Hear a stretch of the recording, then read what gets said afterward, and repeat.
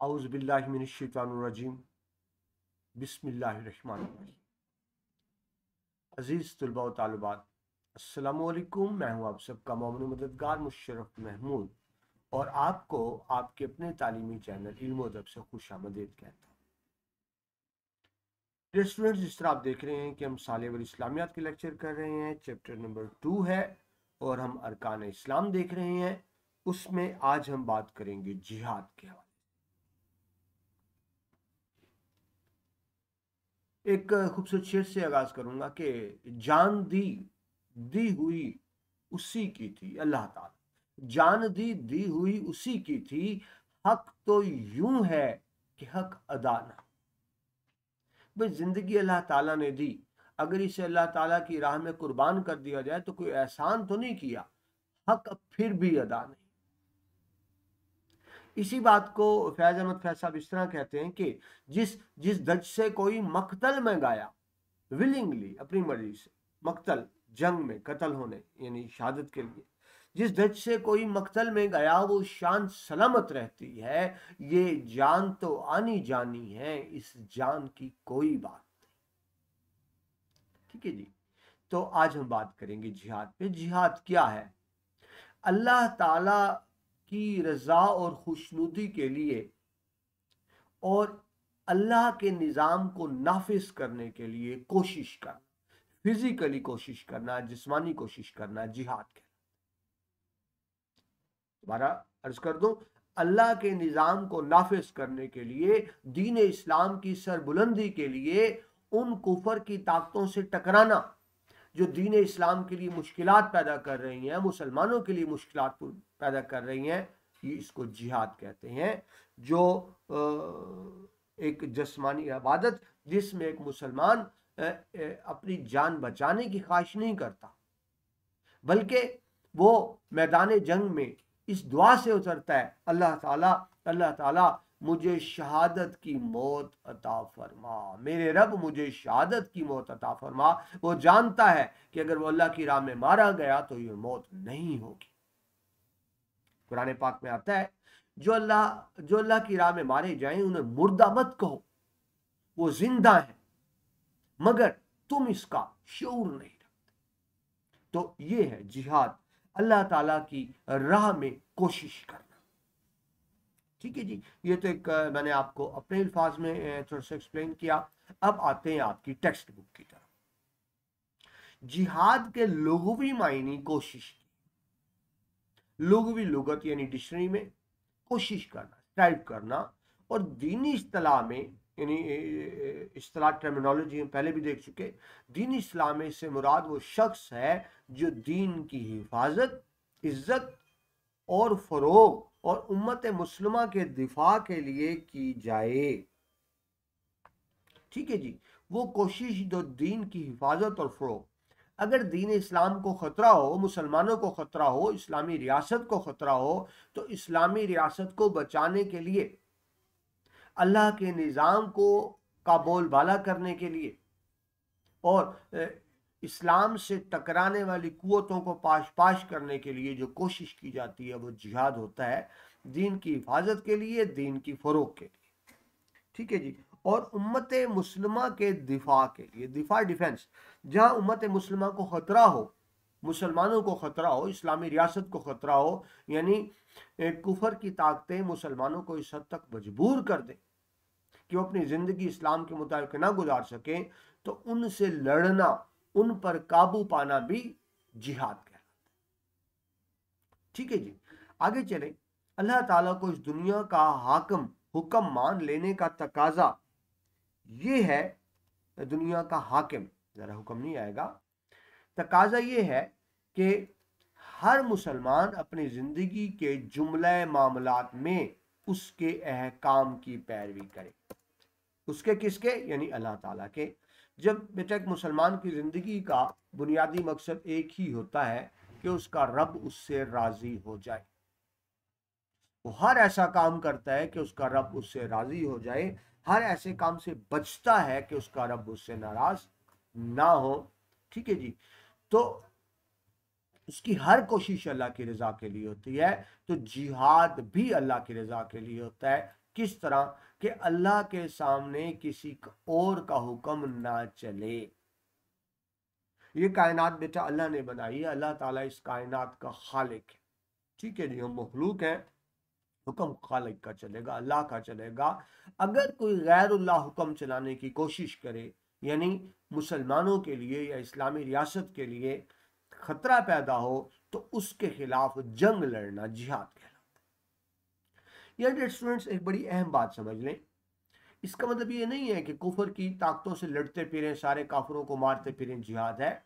जिहाद उस वक्त फर्ज होता है जब इस्लाम को और मुसलमानों को खतरा हो। आप यूं समझिए कि इस्लामी रियासत है, साथ गैर इस्लामी रियासत है, लेकिन अमन सुकून के साथ रह रही है, वो मुसलमानों के लिए खतरा नहीं बन रही, मुसलमानों के लिए मसला नहीं है, वो मुसलमानों को तंग नहीं करते, तो फिर उनके साथ लड़ना जिहाद नहीं होगा, वो फसाद होगा। जिहाद सिर्फ उस वक्त फर्ज बनता है जब कुफर की ताकतें मुसलमानों को इस्लाम से रोक रही हो, मुसलमानों को इस्लाम के मुताबिक जिंदगी गुजारने से रोक रही हो, या इस्लामी रियासत के लिए खतरा हो, तो तब जिहाद फर्ज होता है। लेकिन अगर गैर मुस्लिम पुरअमन तरीके से रह रहे हैं, तो उन पर गलबा पाना सिर्फ इसलिए कि इस्लामी रियासत वसी हो जाए, ये जिहाद नहीं कहलाएगा, फसाद कहलाएगा। तो इस बुनियादी फर्क को भी ज़हन में रखें। दूसरी बात यह है कि जिहाद का ऐलान सिर्फ इस्लामी रियासत कर सकती है, यानी रियासत कह लें, हुकूमत कह लें, गवर्नमेंट कह लें, इस्लामी रियासत का हुक्मरान कर सकता है। ये नहीं है कि कुछ अफराद एक ग्रुप बना लें, एक जत्था बना लें और एक जमात बना लें और लड़ना शुरू कर दें और कह दें जिहाद है, वो भी फसाद है। यानी इससे पहले कि हम आगे बढ़े, मुसलमानों पे बेटा गैर मुस्लिम बड़ा एतराज करते हैं हमारे जिहाद पर, क्योंकि वो जिहाद की बात को समझते नहीं है।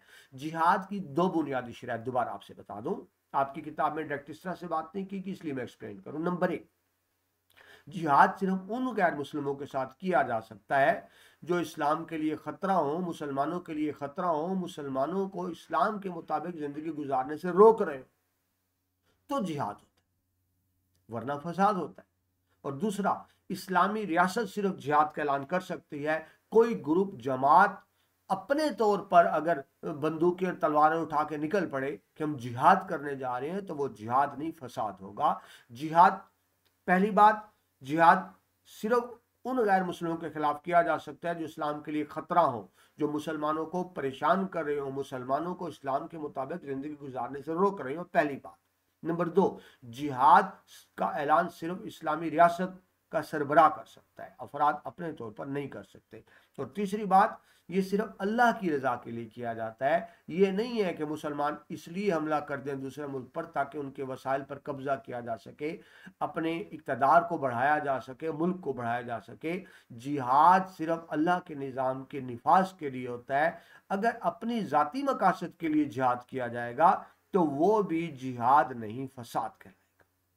ठीक है जी, तो ये बेटा चंद बुनियादी चीजें भी सामने रखें ताकि आपको डिफाइन हो कि सही मायनों में जिहाद होता क्या।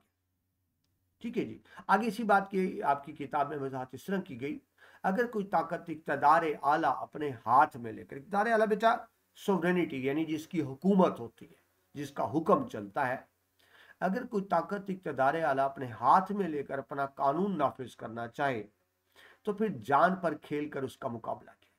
यानी अगर कोई ताकत अल्लाह के निज़ाम को ख़त्म करके वहां अपना निज़ाम नाफिज करना चाहे, तो उससे लड़ना जिहाद होगा। ये अल्लाह की राह में होगा, अल्लाह की रजा के लिए होगा और इस्लामी रियासत की तरफ से होगा, ना कि अफराद अपने तौर पर करेंगे। ठीक है जी, इस्लाम की जुमला इबादात में इंसान में यही जज्बा पैदा करती हैं, यही जज्बा फिदाकारी पैदा करती। फिदाकारी यानी अल्लाह की राह में फिदा होना, जान कुर्बान करना का जरिया है। इसी जज्बे के बगैर ना इस्लाम की बका मुमकिन है, ना फरोग। बेटा जिहाद अल्लाह के लिए किया जाता है, अपनी जान को खतरे में डालना अल्लाह के निज़ाम के लिए। फिदाकारी यानी मुसलमान जान की परवाह नहीं करता, जिस तरह बेटा शुरू में मैंने कुरानी आयत का तर्जमा पेश किया कि जिहाद अल्लाह की राह में होता है, अल्लाह की खुशनुदी के लिए होता है। मुसलमान जानता है कि अगर जिहाद में जिंदा वापस आ गया तो गाजी होगा, उसके लिए इनाम होगा।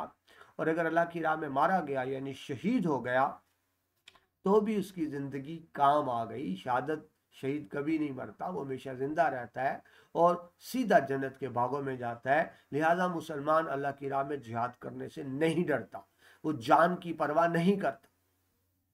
एक मुसलमान जब मैदान जंग में उतरता है वो दुआ करता है, मेरे अल्लाह मुझे शहादत की मौत अता फरमा। एक काफिर मैदान जंग में उतरता है, अगर आप पाक भारत जंग की मिसाल ले लें, तो वो हिंदू अपने भगवान से प्रार्थना करेगा कि मेरे भगवान मुझे बचाइयो, कहीं मैं मारा ना जाऊं। वो जान की हिफाजत करेगा। मुसलमान जान की हिफाजत नहीं करेगा, वो अल्लाह की राह में लड़ जाएगा, जान देने को तैयार हो देगा, जान देगा। यही वजह बेटा कि मुसलमान बेखौफी से लड़ता है। और आप इस्लामी तारीख उठा के देखें तो मुसलमान ने बड़ी बड़ी फतवात की, हालांकि उनके पास असला कम था, अफरादी कुव्वत कम थी, ताकत कम थी, लेकिन वो गैर पर गलबा किस तरह पा सके कि वो जज्बाए जिहाद से लैस थे, अल्लाह की राह में वो जंग कर रहे थे और जान की परवाह नहीं करते थे। ठीक है जी, ये हो गया जिहाद क्या होता है। इस्लाम के बुनियादी अरकान में शामिल है, फराइज में शामिल है। जो जिहाद का इनकार करता है वो मुसलमान ही नहीं है। ठीक है जी, जो बुनियादी अरकान में किसी का इनकार करे मुसलमान नहीं है। सो हमें डिफेंसिव नहीं होना चाहिए। जब गैर मुस्लिम बात करता है, मुसलमान जिहाद करते हैं, तो हम डिफेंसिव हो जाते हैं, नहीं जनाब ये बात नहीं वो बात नहीं। हम क्यों डिफेंसिव हो? हम बुनियाद परस्त हैं। वो जो हम पे इल्जाम लगाए थे ना मुसलमानों पे, मुसलमान बुनियाद परस्त हैं, फंडामेंटलिस्ट हैं, और हम बड़ा एक्सक्यूज पेश कर रहे होते हैं, डिफेंसिव हो रहे होते हैं, तो ऐसी बात नहीं है। हम बुनियाद परस्त हैं, इस्लाम के बुनियादी अरकान पे अमल करते हैं, जिनमें जिहाद भी शामिल है। जो जिहाद का इनकार करेगा गोया मुसलमान ही नहीं। हाँ, ये अलग बात है, जिहाद की शराइत है। ये नहीं कि कोई बंदा या गिरोह असला लेके चल पड़े हम जिहाद करने जा रहे हैं, ये जिहाद नहीं, फसाद होगा। जिस तरह आपको पहले बताया, फिर रिपीट कर दूं। नंबर 1, जिहाद सिर्फ उस वक्त फर्ज होता है जब गैर मुस्लिम इस्लाम या मुसलमानों के लिए खतरा बन जाए। नंबर 2, जिहाद का ऐलान सिर्फ इस्लामी रियासत कर सकती है। नंबर 3, जिहाद सिर्फ अल्लाह की रजा के लिए किया जा सकता है। अगर ये 3 शराइत पूरी नहीं होंगी तो वो जिहाद नहीं, फसाद होगा। लेकिन अगर 3 शराइत पूरी हो तो फिर मोमिनों पर जिहाद फर्ज हो जाता है। ठीक है जी, ये हमने डिटेल से देख लिया जिहाद क्या होता है। आगे आपकी बुक में जिहाद की इकसाम बताई गई हैं, हम जरा उनको भी देख लेते हैं। ख्वाहिशात नफ्स के खिलाफ जिहाद, और फिर शैतान के खिलाफ जिहाद, और फिर जिहाद बिल सैफ यानी तलवार के जरिए जिहाद। ठीक है, तो सबसे पहली बात क्या, ख्वाहिशात नफ्स के खिलाफ, यानी अपनी ख्वाहिशात।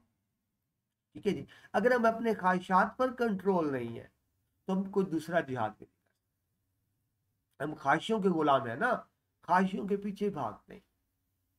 अशफाक अहमद बड़ी खूबसूरत बात कहते हैं, वो कहते हैं जी, हम ख्वाहिशों के पीछे भागते भागते कब्र के गड्ढे में जा उतरते, मौत आ जाती है, ये नामुराद ख्वाहिशात पूरी नहीं होती। मैं बार बार आपसे ही बात करता हूँ, बिलफर्ज अगर आपकी 5 ख्वाहिशात हों, रब ताला एहसान करते हुए 5 की 5 ख्वाहिशात पूरी कर दें, 50 ख्वाहिशात और पैदा हो जाती। वो 50 ख्वाहिशात पूरी हो जाए, 500 ख्वाहिशात और पैदा हो जाती हैं, और उनके बाद 5-4 ख्वाहिशात, इस सिलसिला रुकता नहीं है। तो सबसे बड़ा जिहाद क्या है, अपनी ख्वाहिशात पर, अपने नफ्स पे कंट्रोल करना। ठीक है जी, तो इसकी तफसील आपकी किताब में दी हुई है कि ताते इलाही से रोकने वाली पहली कुव्वत क्या है, इंसान की अपनी ख्वाहिशात। हम ख्वाहिशात के गुलाम हैं, ख्वाहिशों के पीछे भागते हैं और भूल जाते हैं जायज़ नाजायज़ हलाल हराम को। हम चाहते हैं बस हमारी ख्वाहिशें पूरी। ठीक है जी, तो शेर है कि जी, ख्वाहिशों को खूबसूरत शक्ल देने के लिए हम चाहते हैं हमारी ख्वाहिशात पूरी हों। ख्वाहिशों को खूबसूरत शक्ल देने के लिए ख्वाहिशों की कैद से आज़ाद होना चाहिए। ख्वाहिशें जरूर करें, ख्वाहिशों के ऊपर तरक्की नहीं है, लेकिन ख्वाहिशों के गुलाम ना बने, पागलों की तरह दीवानावार ख्वाहिशों के पीछे ना भागे। ठीक है जी, तो वही बात यहाँ हो रही है कि अताअत इलाही से रोकने वाली पहली कुव्वत क्या होती है, इंसान की अपनी ख्वाहिशात होती हैं, जो हर वक्त उसके दिल में मौजूद रहती हैं, और उससे उनकी सरकोबी के लिए हर वक्त चौकस रहना पड़ता है, यानी चौकन्ना रहना पड़ता है कि ख्वाहिशों का गुलाम नहीं बना, अकल को इस्तेमाल करना है, ख्वाहिशों के पीछे नहीं भागना। जिसको अपने आप पे कंट्रोल करना आ गया, यानी अपनी ख्वाहिशात पे कंट्रोल करना आ गया, तो ये भी एक जिहाद है। लिहाजा ख्वाहिशात नफ्स के खिलाफ जिहाद को नबी अकरम सल्लल्लाहु अलैहि वसल्लम ने जिहाद अकबर का नाम दिया। वो कहते हैं जिहाद अकबर है जो अपने, यानी जो अपन, देखिए दुश्मन से लड़ना आसान है, मुखालिफ से लड़ना आसान है, अपने आप से लड़ना मुश्किल है, अपनी ख्वाहिशात पे काबू पाना मुश्किल है। इसीलिए नबी पाक मुस्तफ़ा सल्लल्लाहु अलैहि वसल्लम इसे जिहाद अकबर कहते हैं। ठीक है जी, ये वो जिहाद है जिसे सर किए बगैर इंसान जिहाद की किसी और मैदान में कामयाबी हासिल नहीं कर सकता। यानी जो अपनी ख्वाहिशात पर पूरा नहीं, अपनी ख्वाहिशात पर काबू नहीं पा सकता और शैतान के बरगलावे में आ जाता है, वो किसी और के खिलाफ भी कामयाब नहीं हो सकता। जो ख्वाहिश नफ्स के खिलाफ जिहाद नहीं जीत सकता, वो किसी और के खिलाफ भी जिहाद नहीं जीत सकता। ठीक है जी, तो पहली जिहाद क्या हो गया? ख्वाहिश नफ्स के खिलाफ जिहाद। दूसरी किस्म बताई गई जी शैतान के खिलाफ। शैतान मरदूद, जिसका काम ही यही है कि इंसान को बहकाए, और अल्लाह ताला ने उसको मोहलत दी है ये देखने के लिए कि कौन लोग शैतान के बहकावे में आते हैं और कौन लोग अल्लाह ताला की इताअत करते हैं। उसको तो मोहलत मिली हुई है। हमें चाहिए कि शैतान के बहकावे से बचें और हमेशा शैतान से अमान तलब करें, कि अल्लाह ताला से अमान तलब करें शैतान के खिलाफ। ठीक है जी, तो जिहाद की पहली बात क्या थी? ख्वाहिश नफ्स के खिलाफ जिहाद। दूसरी बात क्या है? शैतान के खिलाफ जिहाद। अपने नफ्स पर काबू पाने के बाद शैतान से निपटना जरूरी होता है, क्योंकि शैतान जो हमें हर वक्त ट्रैप करता है, भौलाता फिसलाता रहता है।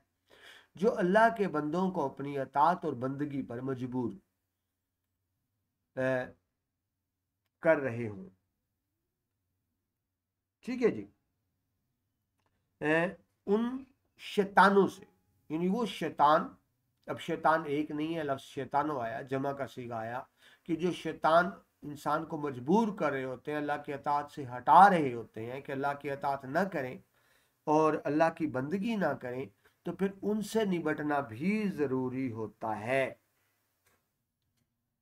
ठीक है जी, जो अल्लाह की अतात से रोक रहे होते हैं और अपनी बंदगी पर, यानी शैतान अपनी बंदगी पर मजबूर कर रहा होता है।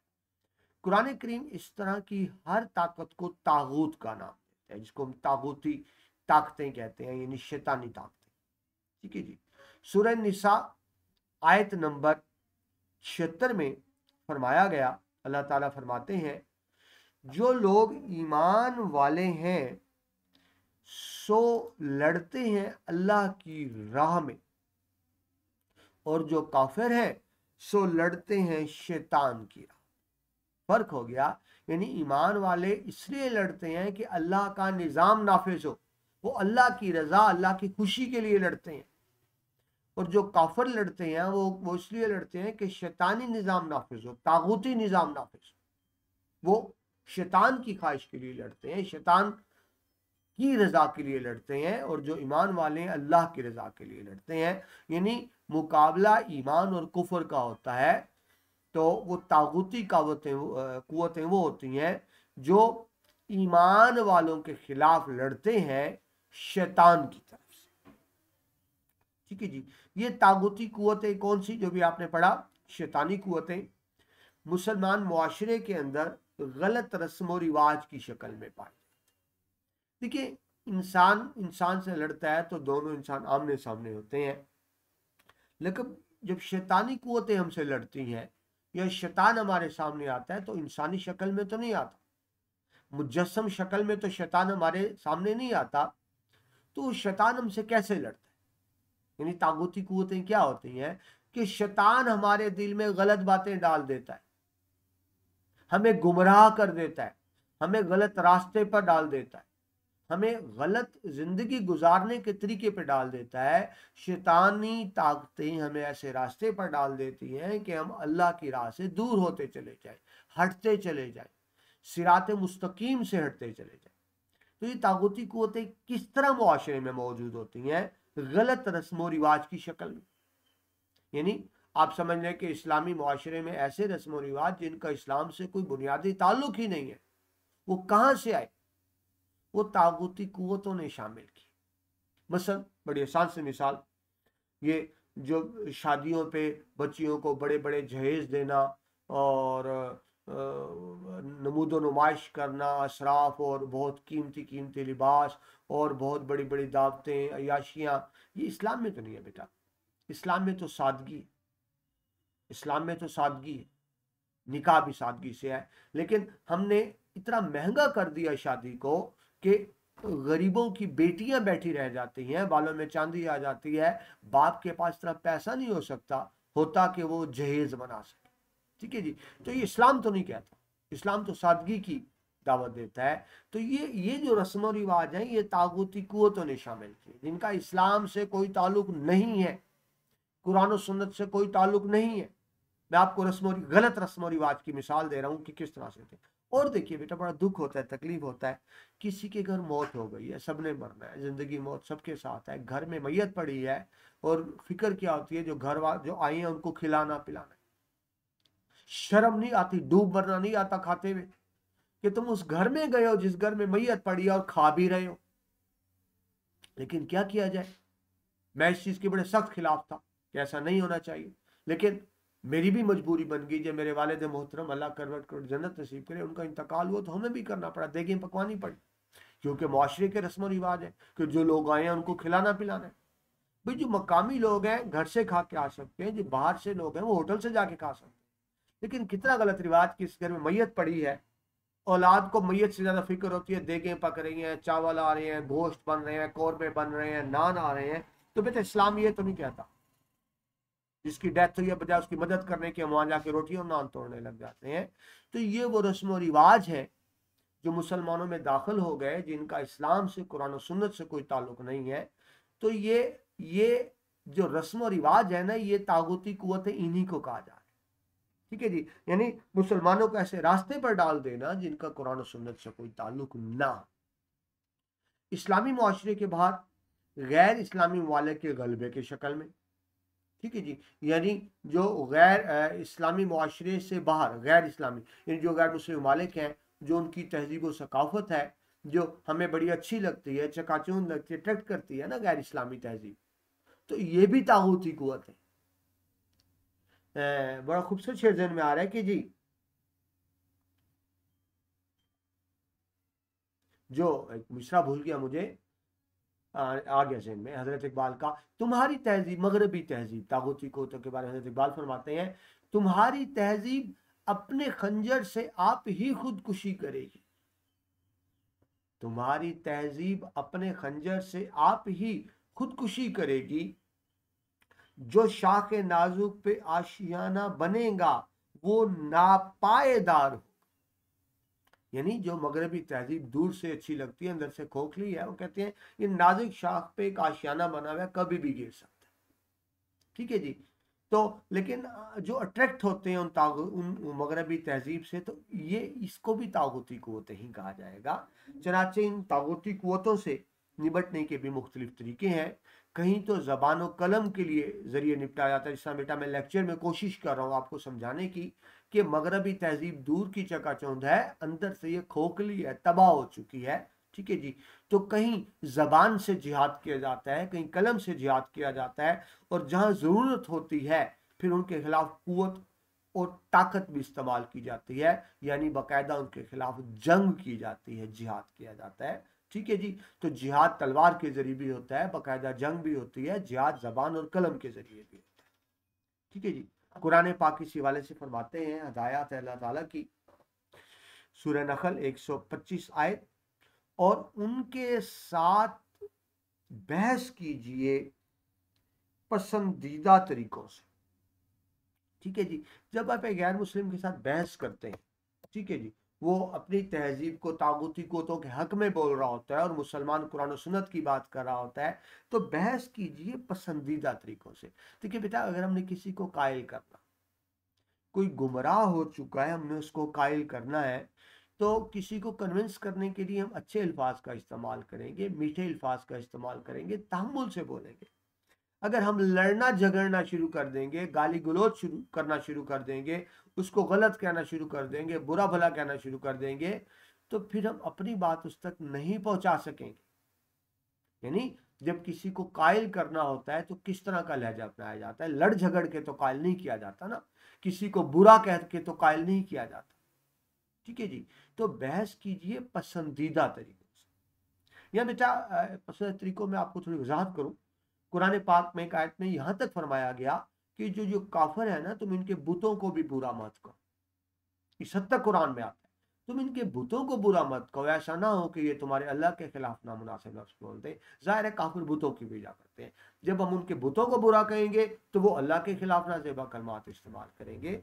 तो मतलब ये है कि बहस की जाए सब्र के साथ, तहम्मुल के साथ, हौसले के साथ, अच्छे अल्फाज में, अच्छे अंदाज से, ताकि उसे कायल किया जा सके गैर मुस्लिम को और जो इस्लाम के खिलाफ है, और उसमें अल्लाह ताला के दीन की सच्चाई बिठाई जा सके। ये कब मुमकिन होगा? जब हम अच्छे अंदाज से उसे बात करेंगे। ठीक है जी। अगर जिहाद का सच्चा जज्बा दिल में मौजूद हो तो मोमनाना बसारत यानी अकल हर मौके पर मुनासिब राहें सुझा देती है। सुझा देती है यानी समझा देती है। मोमनाना बसीरत यानी एक मोमिन, अल्लाह ताला ने मोमिन को एक बसीरत दी होती है, अकल विजडम दिया होता है, तो उसको इस्तेमाल करता है तो फिर उसको पता चल जाता है कि मुनासिब रास्ता क्या है किसी को कायल करने का। यानी साहिब बसीरत कर लेता है। आप लड़ाई झगड़े पे आ जाएंगे, इल्ज़ाम तराशी पे आ जाएंगे, उनको बुरा कहने पे आ जाएंगे, तो फिर उनको कन्विंस नहीं कर सकेंगे, समझा नहीं सकेंगे। ठीक है जी। हदीस पाक है, नबी पाक मुस्तफ़ा सल्लल्लाहु अलैहि वसल्लम का एक फरमान है जो बेहतरीन रहनुमाई करता है कि तागूती कुव्वतों के मुकाबले में हमें क्या करना है। अगर हमारा मुकाबला तागूती कुव्वतों से होगा तो हमें क्या करना है। ठीक है जी। तो फरमाया नबी पाक मुस्तफ़ा सल्लल्लाहु अलैहि वसल्लम ने, तुम में से जो कोई बदी को देखे, यानी तागूती को तो कमल को देखे, बुराई को देखे, बुरे रस्म और रिवाज को देखे, बुरे अंदाज को देखे, बुरे तरीके को देखे, तो उसे हाथ से रोके, ताकत से रोके। यानी मेरे सामने बुराई हो रही है, मेरे पास ताकत है, मैं चाहूं तो ताकत से उसको रोक सकता हूं, तो मुझे चाहिए कि मैं उसको ताकत से ही रोकूं। जी। तो पहली शर्त क्या हुई कि ताकत से रोके। यानी मैं अगर कोई बदी देखता हूं, मेरे पास ये ताकत है, ये कुव्वत है कि मैं उसको रोक सकता हूं, तो पहली शक्ल तो ये है कि उसको ताकत से रोके। अगर इसकी कुदरत ना रखता हो, यानी हैसियत ना रखता हो, इतनी ताकत ना रखता हो, तो फिर जबान से। पहली बात तो यह है, बुराई होते देखूं तो उसको ताकत से रोकूं। अगर ताकत नहीं है तो फिर जबान से जरूर कहूं कि ये गलत है। यानी गलत को गलत कहना भी जिहाद है। ये नहीं कि आप गलत चीज होते देखिए और उस पर खामोशी इख्तियार कर लें, गलत को गलत कहना भी जिहाद है। जबान, पहली बात तो ताकत से रोके, नहीं तो कम से कम जबान से तो बुरा कहे। और अगर इसकी भी कुदरत ना रखता हो तो उसे दिल से बुरा समझे। किसको? बदी को, बुराई को। तो बुराई से रोकने की 3 स्टेजेस। पहली बात ताकत से रोके, ताकत नहीं है तो जबान से बुरा समझे, वरना दिल में उसको जरूर बुरा ख्याल करे। और फिर साथ ये भी वजाहत कर दी गई कि सिर्फ दिल से बुरा ख्याल करना ये ईमान का कमजोर तरीन दर्जा है। तो ईमान, लेकिन ईमान का सबसे कमजोर दर्जा सही मुस्लिम में हदीस। यानी अगर ताकत है तो ताकत से ही रोका जाए, ताकत नहीं है तो जबान से बुरा कहा जाए, और अगर ये भी नहीं तो दिल से जरूर बुरा ख्याल किया जाए। यानी जब बुराई होते देखो तो फिर अपनी हैसियत के मुताबिक उसको रोकने की कोशिश करो, ताकत से, जबान से, या कम से कम बुरा समझ। ठीक है जी। तो ये दूसरी किस्म हुई जिहाद की। हमने पहली किस्म देखी थी ख्वाहिशात नफ्स के खिलाफ जिहाद, दूसरी किस्म शैतान के खिलाफ जिहाद, और तीसरी किस्म जिहाद बिल सैफ, यानी तलवार। सैफ कहते हैं तलवार को, तलवार से जिहाद। हक व बातिल की कश्मकश में वो मकाम भी आकर रहता है जब तागूती कुव्वतें हक का रास्ता रोकने और उसको मिटाने के लिए सर्द जंग से आगे बढ़कर खुली जंग पर उतर आते हैं। अब फर्क समझिए, सर्द जंग क्या होती है कि बाकायदा जंग नहीं है, फौजें आमने सामने नहीं है, वेपन इस्तेमाल नहीं हो रहा है, लेकिन मुख्तलिफ हथकंडे इस्तेमाल किए जा रहे हैं, डराया जा रहा है, धमकाया जा रहा है, लालच दिया जा रहा है, यानी मुख्तलिफ हथकंडों से, मनफी हथकंडों से मुसलमानों को रोकना, परेशान करना, इसको क्या कहेंगे? सर्द जंग। यानी बाकायदा जंग के बगैर, फौजों के आमने सामने आए हुए बगैर मुख्तलिफ तरीकों से दूसरे को नीचा दिखाना, इसको सर्द जंग कहते हैं। तो शुरू में तो सर्द जंग होती है, यानी कुफर की ताकतें इस्लाम को रोकने के लिए ये एक मुख्तलिफ टेक्निक्स इस्तेमाल करती हैं, लेकिन एक वक्त ऐसा है कि वो बाकायदा खुल के जंग पर उतर आती हैं, बाकायदा जंग होती है। वो पुराने ज़माने में आप तलवारों और घोड़ों की जंग कह लें, आज बम्बों की और एटमी जंग कह लें, तो ये खुली जंग होता है। तो जब खुली जंग हो तो फिर मुसलमानों को अपने मिली तहफ़्फ़ुज़ यानी हिफाजत और दीन के लिए उनसे नबर्द आजमा होना पड़ता है। नबर्द आजमा होना, निबटना, जंग लड़ना। यानी जब कुफर की ताकतें मुसलमानों पर खुली जंग मुसल्लत कर दें, तो फिर मुसलमानों का फर्ज है कि अल्लाह की राह में निकलें, जंग करें।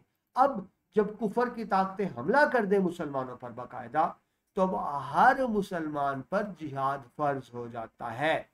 अब वो आए बाएं शाएं नहीं कर सकता, वरना वो मुशरिक है, वो मुनाफिक है, वो काफिर है, वो मुसलमान नहीं हो सकता। इस शक्ल में जब मुसलमान ना चाहे जंग होना, लेकिन उन पर जंग मुसल्लत कर दी जाए, तो अब उन पर जिहाद करना फर्ज हो जाता है। ठीक है, जिसको जिहाद बिल सैफ कहते हैं, बाकायदा जंग। ठीक है जी। अब बाकायदा जंग की भी आगे दो किस्में बताई गई, मुदाफ़ियाना जिहाद और मुस्लिहाना जिहाद। इसको भी देख लें, यानी जिहाद बिल सैफ की आगे दो किस्म। मुदाफ़ियत कहते हैं डिफेंस, जिसको आप सेल्फ डिफेंस भी कह सकते हैं। मुदाफ़ियाना जिहाद, अगर कोई गैर मुस्लिम कुव्वत किसी मुसलमान मुल्क पर हमला कर दे, तो उस मुल्क के मुसलमानों पर दीनो ईमान, जानो माल, इज्जत आबरू की हिफाजत के लिए जिहाद फर्ज है। मैंने भी बात की, अब जिहाद से इनकार नहीं कर सकते। मुस्लिम ममालिक और इस्लामी मुआशरे को गैर मुस्लिमों के तसल्लुत कब्जा, नाजायज कब्जा से महफूज रखने में जो भी कोशिश की जाएगी, वो जिहाद। ठीक है जी। यानी गैर मुस्लिम ताकतें इस्लामी मुल्क पर गलबा पाने के लिए जब जंग लड़ती हैं, तो उस जंग को डिफेंड करना, अपनी हिफाजत करना, इस्लाम को बचाना, इस्लामी रियासत को बचाना, ये ऐन जिहाद है। इसको कहेंगे मुदाफ़ियाना जिहाद, यानी अपनी मुदाफ़त करना, अपने आप को बचाना। ठीक है जी। जिहाद की किस्म ये भी है कि अगर किसी गैर मुस्लिम रियासत की रियाया, यानी गैर मुस्लिम मुल्क है, वह हुकूमत गैर मुस्लिम है, मुसलमानों पे इसलिए जुल्म किया जा रहा हो कि वो मुसलमान है, ठीक है जी, तो फिर मुसलमानों का फर्ज बनता है कि उनकी मदद।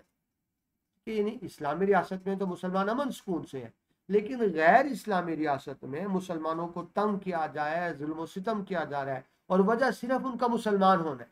यानी उन्हें इस्लाम से बदलाने के लिए, इस्लाम से रोकने के लिए उनको तंग किया जा रहा है, तो तब भी मुसलमानों पर फर्ज बनता है कि ऐसी रियासत के खिलाफ जिहाद किया जाए, ताकि वो मुसलमानों को तंग करने से बाज आ। ये जिहाद भी सैफ की बेटा दूसरी किस्म है, मुस्लिहाना जिहाद। ठीक है, मसलहत के, ठीक है, वो क्या है?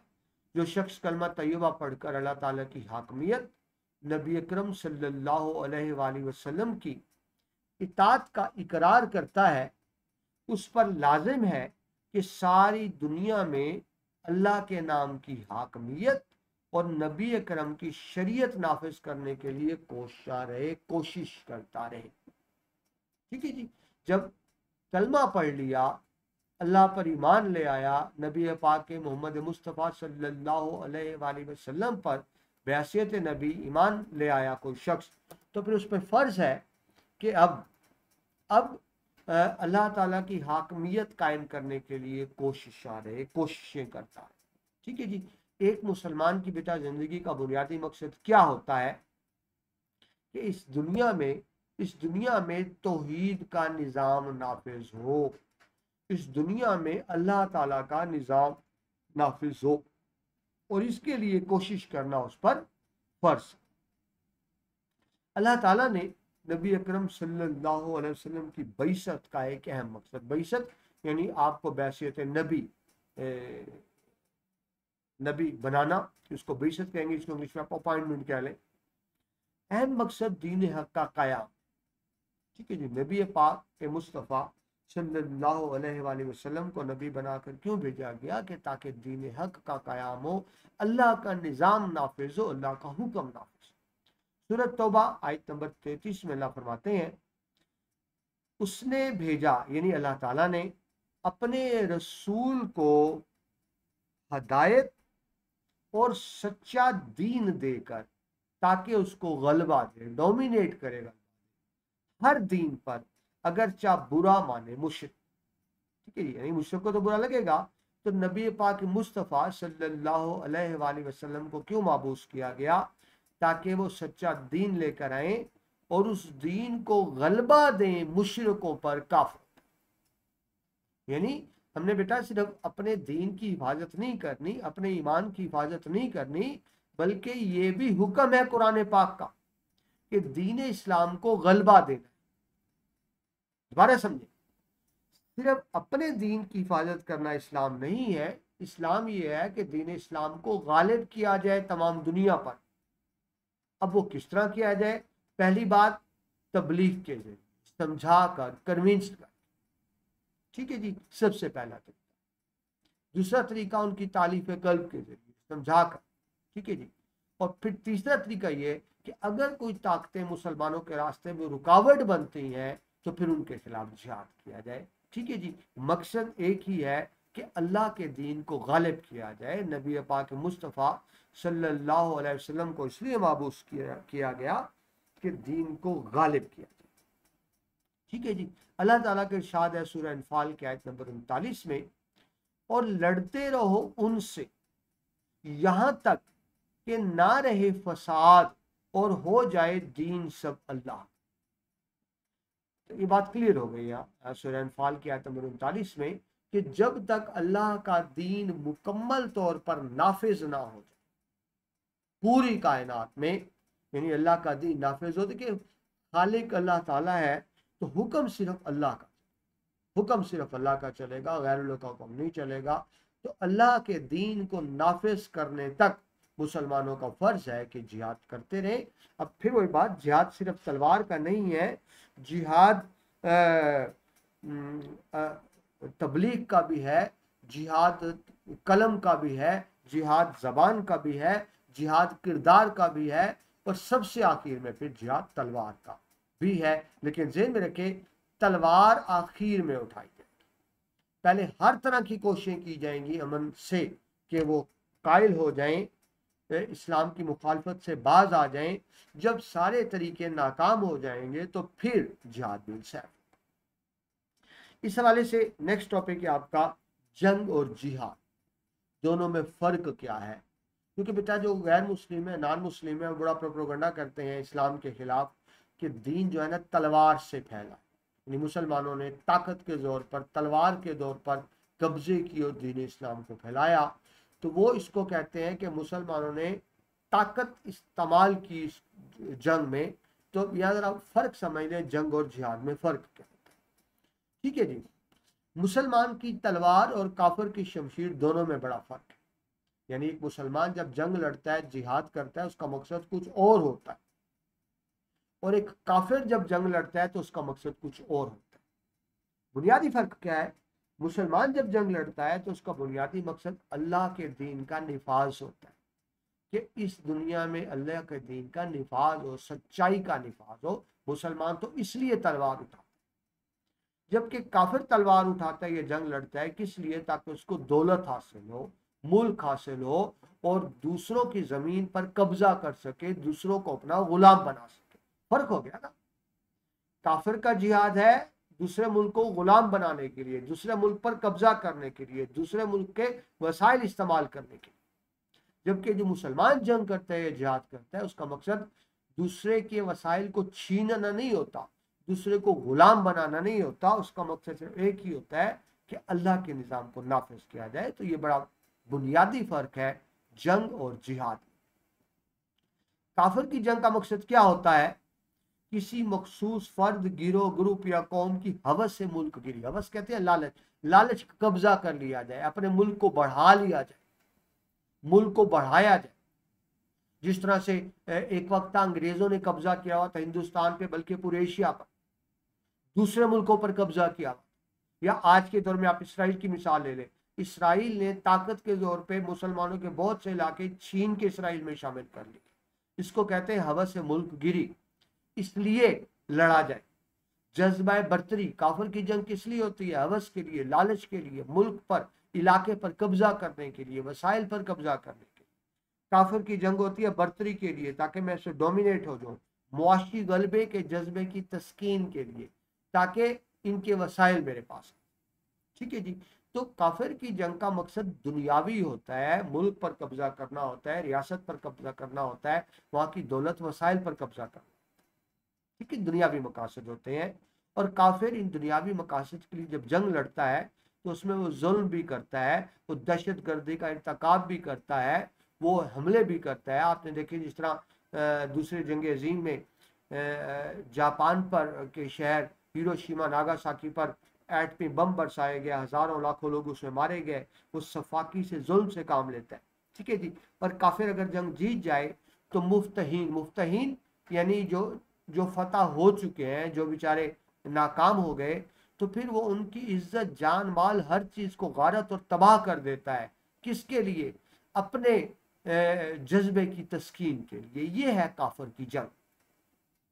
इसके बरक्स जो मुसलमानों का जिहाद होता है, उसका मकसद इलाके पर कब्जा करना नहीं होता, वसाइल पर कब्जा करना नहीं होता, बल्कि मुसलमान के जिहाद या जंग का मकसद क्या होता है कि तागूती कुव्वतों के गलबे से निजात दिलाई जाए।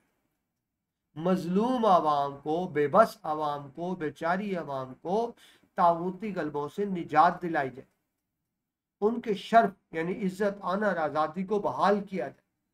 ठीक है जी। मुसलमान कहीं नहीं मकसद होता है मुसलमान के जिहाद का। लिहाजा मुसलमान जब जिहाद करता है तो अल्लाह ताला के अता करदा ज़ाब्ता जंग का पाबंद रहता है, यानी वो जंगी उसूलों की पैरवी करता है, जुल्म नहीं करता, सफाकी नहीं करता, शहरियों पर हमले नहीं करता, निहत्ते लोगों को नुकसान नहीं पहुंचाता, औरतों के साथ जंग नहीं करता, बच्चों को नुकसान नहीं पहुंचाता, आबादियों पर हमले नहीं करता। ये मुसलमान के पैरामीटर्स यानी कुछ ज़ाब्ते हैं जिन पर मुसलमान अमल करता है। ठीक है जी।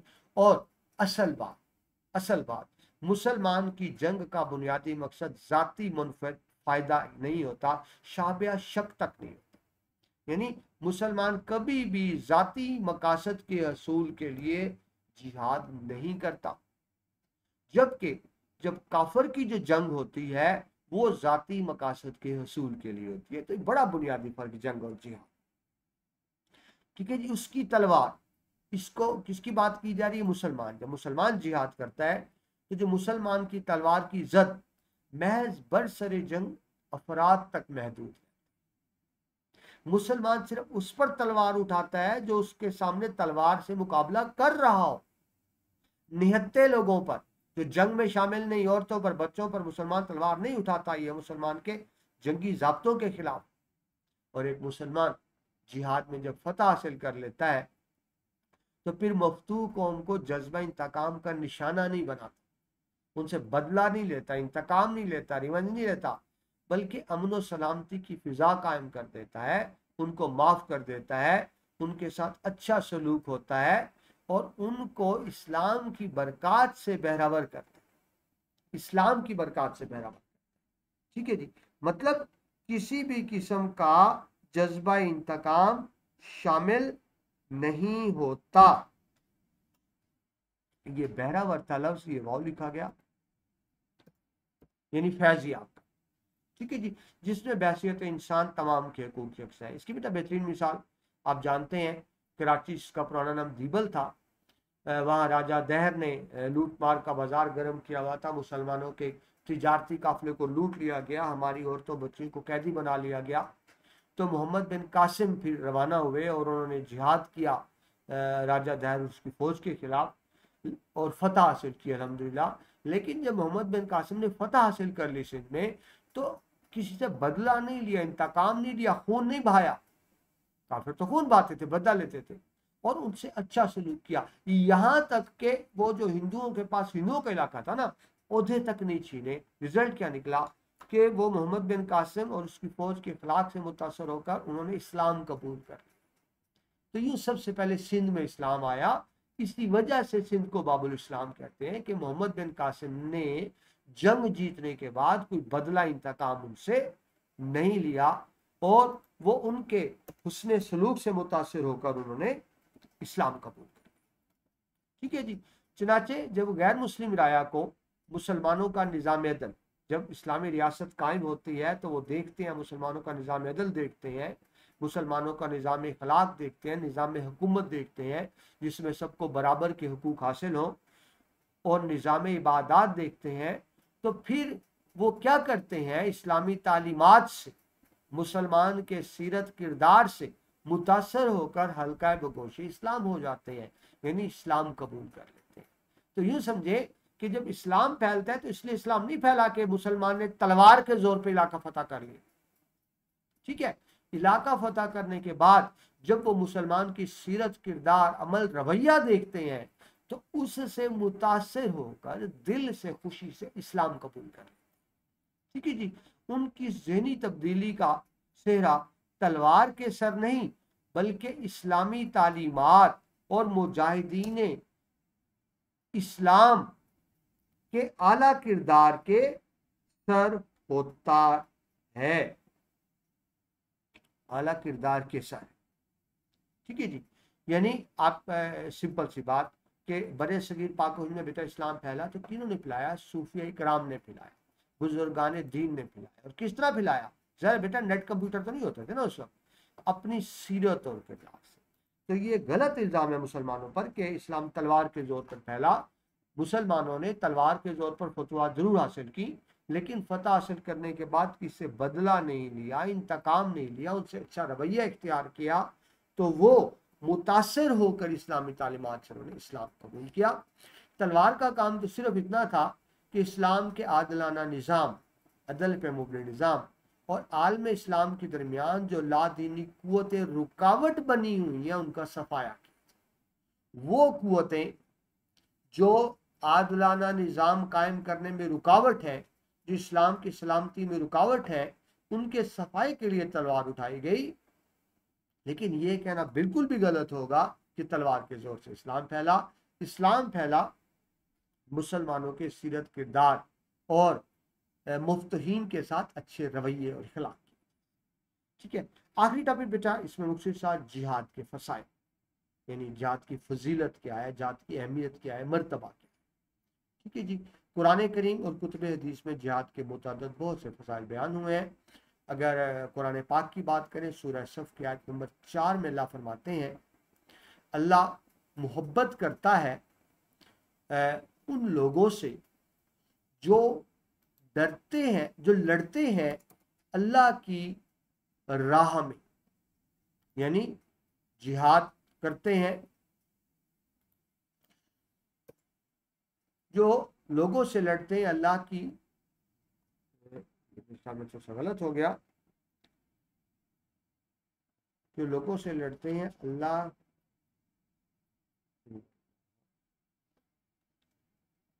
जो लोगों से अल्लाह मोहब्बत करते हैं उन लोगों से जो लड़ते हैं उसकी राह में, यानी अल्लाह ताला की राह में कतार बांध कर। ठीक है, यानी वो जिसे जंग में सफ़े बांधना कहते हैं, वो दीवार है सीसा पिलाई हुई। ठीक है, यानी जिस पे काफिर फतह हासिल नहीं कर सकता, रुकावट। ये तो अल्लाह मोहब्बत करते हैं उन लोगों से जो अल्लाह की राह में लड़ते हैं सफ़े बांधकर, और एक दीवार बन जाते हैं कुफर के रास्ते में, ताकि वो मुसलमानों को और इस्लामी रियासत को नुकसान ना पहुंचा सके। ठीक है जी। तो वो जो अल्लाह की राह में लड़ते हैं अल्लाह उनसे मोहब्बत करता है। और बेटा जिससे अल्लाह ने मोहब्बत की, जिससे अल्लाह ने मोहब्बत की बेटा, वो तो कामयाब हो। वो तो इस दुनिया में भी कामयाब हो गया, वो आखिरत में भी कामयाब हो गया। क्योंकि बेटा ज़हन में रखें, मुसलमान की ज़िंदगी का बुनियादी मकसद ही यही है कि उसका रब उससे राज़ी हो जाए। मुसलमान हर वो काम करता है कि उसका रब राज़ी हो जाए, हर उस काम से बचता है कि उसका रब उससे नाराज़ ना हो। हदीस पाक की तरफ आए तो हज़रत मोहम्मद मुस्तफ़ा सल्लल्लाहु अलैहि वसल्लम का इरशाद मुबारक, कसम है अल्लाह की जिसकी मुट्ठी में मोहम्मद की जान है सल्लल्लाहु अलैहि वसल्लम, ठीक है, यानी नबी पाक कसम खा रहे हैं, अल्लाह की राह में जिहाद करने के लिए एक सुबह या एक शाम का सफर दुनिया और माफिया की नेमतों से बढ़कर है। जिसने सफर किया जिहाद के लिए एक दिन का, तो वो एक दिन के सफर की जो सवाब है, जो नेमत है, जो मकाम मर्तबा है, वो दुनिया जहान की सारी नेमतें मिला लीजिए उससे भी बढ़ता है। और अल्लाह की राह में दुश्मन के मुकाबले में आके ठहरे रहने का सवाब घर में 70 नमाजों से ज्यादा है।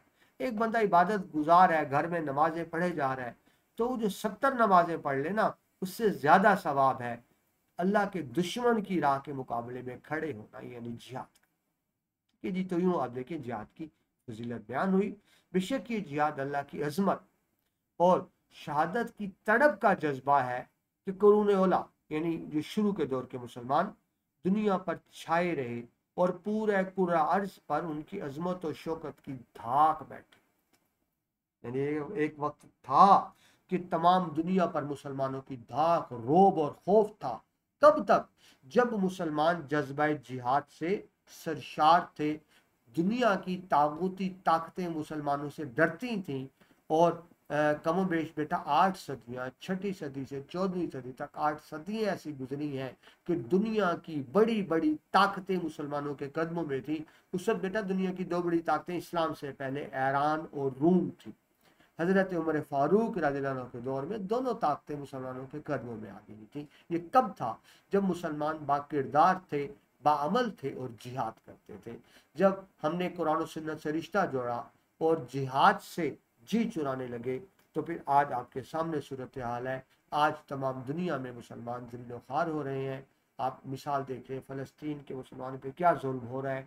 चारों तरफ इस्लामी मुल्क है, लेकिन वो इसराइल को कुछ भी नहीं बिगाड़ पा रहे। वजह ये है कि हम ताकत से महरूम हो गए। कहने को तो इस्लामी फौज मौजूद है, लेकिन जिहाद की सिफात उस तरह से मौजूद नहीं है जिस तरह कुरान और सुन्नत तक आ सकते। ठीक है जी। अल्लाह ताला मुझे आपको हम सबको इस्तकामत अता फरमाए कि हम दीन की सरबुलंदी में अपना किरदार अदा कर सकें। आमीन सुम्मा। इसके साथ ही बेटा टॉपिक कंप्लीट हुआ। मैं कोशिश करूँ बेटा आपको आसान लफ्ज़ों में समझाने की। अगर आपको ये लेक्चर पसंद आ रहे हैं तो आपका इखलाकी फ़र्ज़ भी बनता है। मेरी रिक्वेस्ट भी है कि जो ऊपर आप ये रिक्वेस्ट देख रहे हैं, ये वाली, कि अपने इस तालीमी चैनल को आप शेयर भी किया करें दोस्तों के साथ, ताकि इल्म का सिलसिला आगे से आगे बढ़ता रहे। अल्लाह ताला मुझे आपको हम सबको इस्लामी तालीमात समझने और उस पर अमल करने की तौफीक अता फरमाए। आमीन सुन्ना।